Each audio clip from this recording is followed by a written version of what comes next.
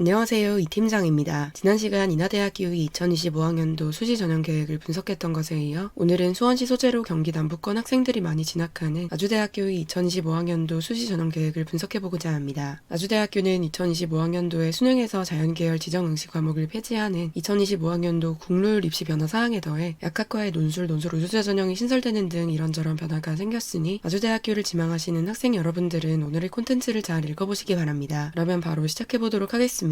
가장 먼저 아주대학교 입학처 측에서 공지한 주요 변경사항입니다. 아주대학교도 수시 모집에서 수능 최저학력 기준 충족 시 자연계열 수능 수학 탐구 영역이 필수 응시 과목 제한을 폐지하였습니다. 그 외에는 약학과의 주로 변화가 생긴 모습으로 학생부 종합 에이스 전형에서 약학과의 수능 최저학력 기준이 4합 7에서 3합 5로 완화되었습니다. 또 2025학년도부터 약학과에서도 논술 우수자 전형을 실시하기 시작했고요. 정시 모집에서도 수능 영역별 선택 과목 제한을 폐지한 대신 자연계열 모집 단위의 경우 수학 영역에서 미적분 기하는 표준 점수의 3%, 탐구 영역에서 과학 탐구는 100분위 자체 변환 점수의 3% 가산점을 부여합니다. 다음은 아주대학교 2025학년도, 2024학년도 전형계획 기반 각 전형의 모집 인원 및 주요 전형의 모집 단위별 세부 인원 증감을 취합 및 비교한 자료입니다. 아주대학교는 정시 모집에서 선발하던 인원 40명을 학생부 교과 고교 추천 전형으로 이동하였습니다. 지난 2024학년도에도 그렇고 쭉 학생부 교과 전형을 확대하는 추세입니다. 나머지 전형의 경우 모집 단위별 주요 전형의 인원 증감을 살펴보시는 편이 나은데 정시 모집에서 인원이 넘어온 것 외에 화학공학과처럼 논술 우수자 전형에서 학생부 교과 고교 추천 전형으로 문화 콘텐츠학과처럼 학생부 종합 에이스 전형에서 학생부 교과 고교 추천 전형으로 이동하는 등 수시 모집 전형 내부에서의 인원 이동이 발생한 케이스도 있으니 잘 확인하시기 바랍니다. 전형 전체로 보면 학생부 종합 에이스 전형은 9명, 논술 우수자 전형은 8명의 인원 증감이 생겨서 그리 큰 변화로 보이지 않을 수 있는데 모집 단위 하나하나를 놓고 보면 기계공학과나 화학공학과는 논술 우수자 전형의 선발 인원이 갑자기 반토막이 났다고 봐도 될 정도이며 문화 콘텐츠학과처럼 학생부 교과 고교 추천 전형으로 새로이 모집을 실시하는 모집 단위도 생겼기 때문입니다. 또 앞서 말씀드렸다시피 약학과에서 2025학년도부터 새로이 논술 우수자 전형으로 5명의 인원을 선발합니다. 약학과 신입생을 새로 선발하기는 하지만 논술 우수자 전형은 조금씩 선발 인원이 줄어들고 있을 뿐더러 해당 전형을 실시하는 모집 단위도 많은 편이 아니니 논술 위주로 수시 모집에 도전하실 학생들께서는 주의하시기 바랍니다. 그러면 본격적으로 아주대학교 2025학년도 전형계획에서 주요 사항에 대해 알아보도록 하겠습니다. 아주대학교 2025학년도 전형계획에서의 첫 번째 변화사항은 아주대학교 수시 전형 중 수능 최저학력 기준을 적용하는 학생부 교과 고교 추천 전형, 의학과 약학과의 논술 우수자 전형 및 학생부 종합 에이스 전형이 수능 최저학력 기준에 생긴 변화점입니다. 화면에 보이시는 2025학년도, 2024학년도 아주대학교 수시 모집 전형 수능 최저학력 기준 자료를 보시면 수능 지정 과목 제한이 사라지면서 학생부 교과 고교 추천 전형 인문계열 모집 단위를 제외하고는 모두 수능 최저학력 기준에 변화가 생겼습니다. 이에 따라 아주대학교 의학과 약학과도 인문계열 학생들이 지원할 수 있는 문디컬 전형이 되긴 했는데 아주대학교 의학과 및 약학과에서는 학생부 교과 고교 추천 전형으로 신입생을 선발하지 않고 학생부 종합 에이스 전형 및 논술 우수자 전형으로만 지원할 수 있기 때문에 그렇게까지 의미 있는 변화점은 아니라고 할 수 있습니다. 학생부 종합 에이스 전형에서는 교과 성적과 비교과를 균형 있게 평가하기 때문에 어차피 미적분 기하나 다양한 과학 과목을 이수하는 데 더해 의학 비교과까지 갖추어야 하고 논술 우수자 전형은 수리 논술 과학 논술을 실시해서 또 어차피 수학 과학은 공부를 해야 하기 때문입니다. 탐구 영역에서 사탐 한 과목 정도를 치기로 결심한 수험생들이나 수시 모집에서 입시를 끝낼 것을 각오하고 수능 최저학력 기준 충족만을 노리는 수험생들께는 어느 정도 영향이 있겠습니다. 자연계열 수학 탐구 영역 응시 과목 제한이 폐지된 사항은 이 팀장이 지난 인하대학교 2025학년도 전형계획 분석 콘텐츠에서도 그렇고 수많은 2025학년도 전형계획 분석 콘텐츠에서 다루었기 때문에 따로 더 이야기를 하지는 않도록 하겠습니다. 그리고 학생부 종합 에이스 전형이나 논술